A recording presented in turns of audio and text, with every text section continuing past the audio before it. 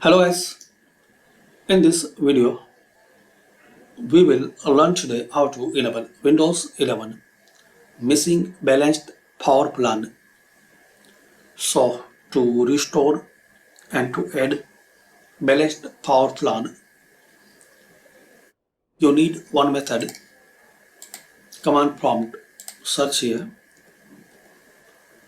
right click and select here administrator.